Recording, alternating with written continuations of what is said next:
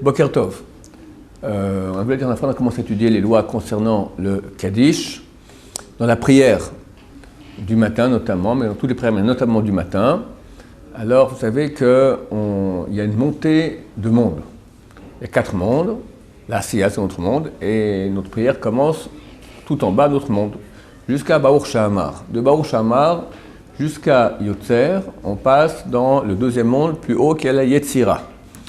Baruch Shahamar, depuis Yotzer jusqu'à la Hamida, on passe au troisième monde le plus haut, enfin plus haut que le premier et le deuxième, c'est la Bria. Dans la Hamida, on est dans le monde le plus haut de tous, c'est la Hatzilut. Après on redescend ainsi, Bria, Yetzira et Asiya, Al-Mushaber déjà dans la Asiya. Maintenant, on n'a pas la force, les jours de Chol, les jours de Shabbat, oui, et Yom Tov aussi, on a la force de monter ces mondes-là et qui restent en haut. Et quand Shabbat et Yom Tov partent, alors les mondes redescendent. Mais en Chol, on n'a pas la force de faire cela, donc les mondes donc, ils montent, et après, on redescend. Maintenant, on va dire le Kaddish, afin d'aider ces mondes à monter. Quand on dit le Kaddish, ça fait monter les mondes. Première chose, à quoi ça sert. Deuxième chose, comme je l'ai dit la dernière fois, que les forces du mal comprennent l'araméen. On ne veut pas qu'elles profitent, qu'elles prennent un peu du flux qu'il y a de ces mondes-là qui sont en train de monter. Alors qu'on ait le Kaddish, comme ça, elles partent sans prendre du flux de vitalité, de divinité, de vie, d'accord, qui provient de ces mondes-là. De plus aussi, quand on dit le Kaddish, c'est écrit qu'on va prendre l'étincelle du bien qu'il y a dans le mal. Le mal, c'est la mort. La mort, par définition, elle est morte. Donc, elle n'a aucune existence. Alors, comment ça fait qu'il y a des forces du mal qui existent? Parce qu'elles ont en elles une force de vie, une force divine. Quand on fait des péchés, Chas Shalom, on donne de la force de vie à la mort. Et comme ça, on ressuscite la mort. On fait que la mort devient vivante. On fait des morts vivants. Des morts vivants, c'est qui? C'est les ennemis d'Israël. D'accord? C'est tous des morts vivants qui sont très dangereux, très mauvais. Comment on fait pour qu'ils soient annulés? Si on leur reprend l'étincelle de sainteté qu'ils ont, leur vie, ils meurent. Le Kaddish aide beaucoup dans ce sens-là. C'est la raison profonde que Rabbeinu Ben Ishra est concernant le Kaddish. Et effectivement, il y a plusieurs sortes de Kaddishim.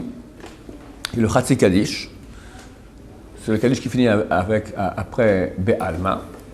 Il y a le Kaddish qu'on dit d'habitude après qu'on ait étudié de la Torah chez Baal Peh, de la loi orale. C'est le Kaddish à l'Israël. À l'Israël, Rabbanan, sur Israël. Les Rabbanan sont les sages d'Israël. La loi orale, celle qui a été transmise par les sages d'Israël.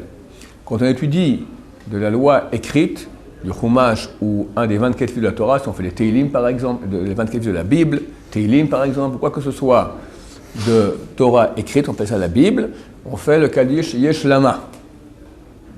Après la Hamida, on rajoute une petite phrase, c'est Tit Kabal. C'est une Kabal que soit reçue notre prière, dans le cas de toutes les prières d'Israël, etc. À peu près toutes les sortes de Kaddish qu'il y a, que je viens de vous citer maintenant.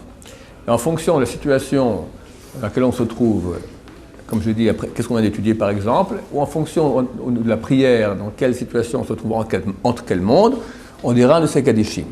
Il y a une fois on ne dit pas Kaddish, c'est entre le troisième et le quatrième monde, entre la Bria et la Hatzilut.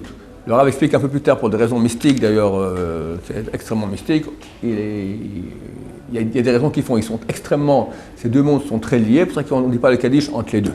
On n'a pas le droit de s'arrêter entre le monde de la Bria et le monde de la Siya, le monde de la Bria et le monde de la Hatzilut. Donc quand on finit Baruch Ata Hashem Gal Israël, on doit commencer immédiatement Hashem Sadat Yafer, Feget la terre sans s'arrêter pour rien, même pas Kaddish, même pas Kedusha.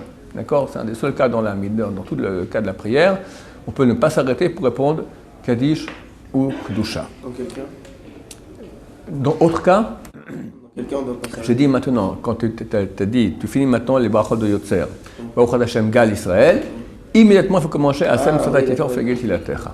L'autre cas, on ne répond pas Kedusha, c'est quand on est au milieu de la Hamida. À moins qu'on soit entre la deuxième et troisième bracha, au moment de la Kedusha, et là on peut répondre la Kedusha avec tout le monde si on est au même endroit. Ou encore quand on est dans les deux premiers versets de Shema Israël. Même si il y a Kaddish ou Kedusha, on ne s'arrête pas, on continue. Mais à part ces cas-là, dans tous les cas, on doit répondre Kaddish ou Kedusha. Baruch Adonai, Amen.